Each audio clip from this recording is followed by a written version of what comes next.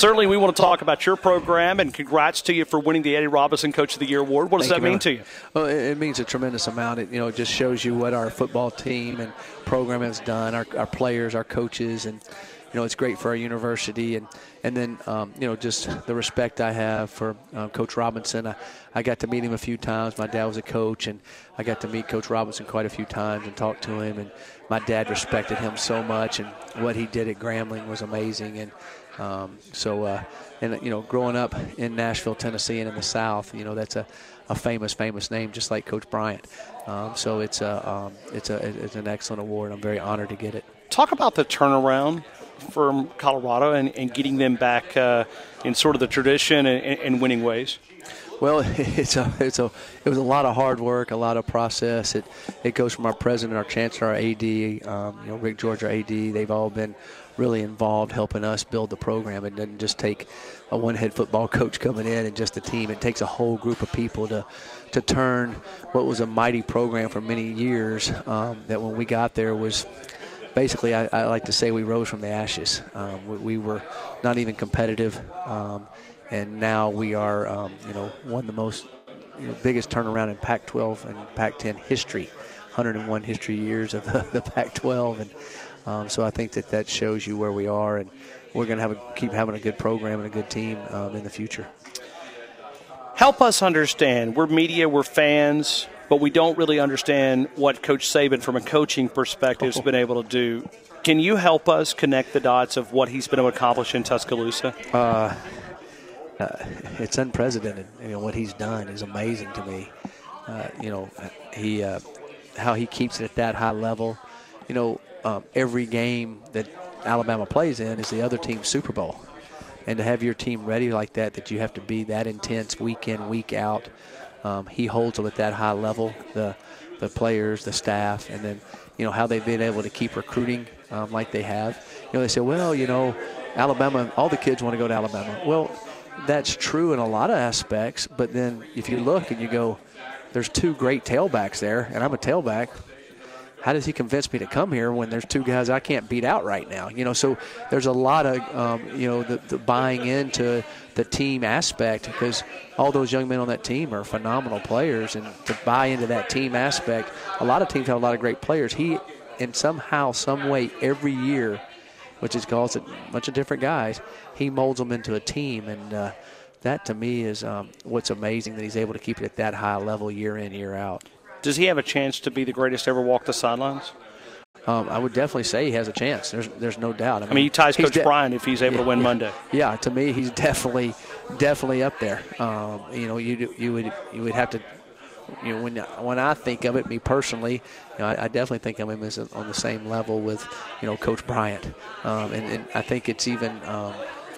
I'm not saying it's harder in today's time, but there's only 85 scholarships. There used to be unlimited scholarships, so you could sign all kind of guys, and it wasn't as even parity in the leagues. Sure. And I think with the parity, the way it's done with 85 scholarships, and how you have to work that, and then kids graduating early, which didn't used to happen, or kids leaving early or going to the pros. So that's, to me, amazing how he's been able to work that puzzle and have it ready every year. It's pretty special. Let me go back to Alabama's game against Washington, a team that you know a lot about. What was your take-home message out of the Georgia Dome?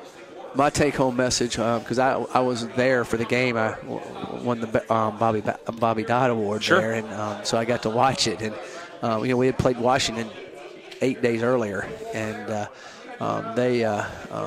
they're a very, very good football team with a lot of speed and a lot of athleticism. And what I took away from it was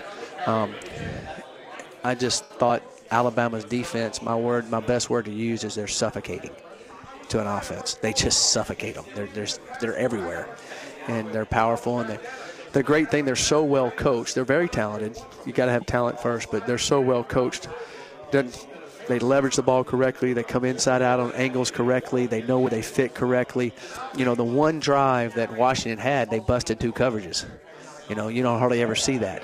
And that's what happened. The rest of the time they didn't do that. And so it'll be interesting to see if Clemson tries to do some moving around and shifting like Washington did early that confused them a little bit. How would you go after this Alabama defense if you were trying to defend these guys? Wow. If you could hold up pass protecting, I think it would, to me, maybe be spread it out and be able to run my quarterback. So, because when you get all those guys in there, those big D linemen they got, I mean, they just held Washington's guys at bay, and we couldn't do that against Washington. I think you spread them out a little bit and try to get the ball in space and get your quick guys on their guys and try to make them miss some tackles. And if you have a running quarterback, spread them out so now he can read who's in the box, he can run it, he can hand run it. And this is his, the quarterback. There's not another day after today to play, so you could probably do that more. That's kind of, I think, the chance you'd have to do a little bit with them, I think. And I think spread teams have hurt them a little bit in the past just because now it's open field and you got to make open one-on-one tackles. I think it would be hard to just knock them off the ball. How hard would it be to replace a offensive coordinator, 7 days before the national title and trying to – I know you'll stick with the same philosophy, but how difficult would that be? Well, in their situation, Lane and Sark are close. They've been doing the same offense for years. And so I think the terminology and the calling and the understanding, they kind of thought alike a lot, as far as the concepts and probably. And then Sark's been there, and so I don't think it's as big a deal if it would have been if somebody hadn't been in that been in that terminology and that offense for a while. Coach Mike MacIntyre here, the coach of Colorado, talking with us right here on Audio Avenue as we continue our conversation. Let me break down this game from But you could just hand the ball to number 9 too. Well, now you're talking to the Alabama fans, okay? Because, oh, my God. Okay, is that guy unreal? Oh, yeah. But now you got to remember now, we got a hashtag of run the ball in Tuscaloosa, Alabama. You brought it up. I mean, that's what I'm saying. I mean, he's pretty special. When I walked away from that game the other night, I said, that young man is unbelievable. That night, he was unbelievable. Because I've seen that Washington team tackle. Their secondary is really good. They're very good tacklers. They're very good. And he had a couple plays there that they made them all look like they never tackled before. And he's something special. What do you see happening Monday night? Wow. Here's what I think will happen. This is just my thought on it. I think you'll get the best of both teams because they've all been in these type of big games for a while now. And they were both here again last year. We're just going to go play. And I think last year's game was the same way. They just went and played. Now it was high scoring. It was fun. But I think you'll get the best of both teams, and I think it'll definitely be a nail-biter. Certainly. When you look at this game, it's going to be a great one. Looking forward to being a part of that. I want to go from your defensive mind here for just a couple of minutes, okay? Right. And this is my soapbox, okay? Okay. Early age, players are taught second and third level to read an offensive lineman. We've been a little flexible on this ineligible lineman downfield. I know they put a point of emphasis this year. Yeah. But they're still missing a lot of plays. How difficult is that for linebackers and third-level guys to read an offense? Well, when I was playing in college and high school, I grew up a coach's son. That's what I played safety and played quarterback. So on defense, at safety, I read the uncovered lineman. And if a guy came down field at all, I just ran up for run. Sure. He dropped back for pass. I played pass. And so it helped me be as good as I could be. And I did the same thing in college playing at Georgia Tech. You cannot teach your safeties to do that now. You can't. The linemen are coming down. It's a 3 yard. 3 yards. Right. Okay? So if you come off the ball and run down the field 3 yards, you still can throw the football. So 3 yards is a long way when you're a DB sitting there flat-footed trying to read and run pass. So you can't do that anymore. You have to play.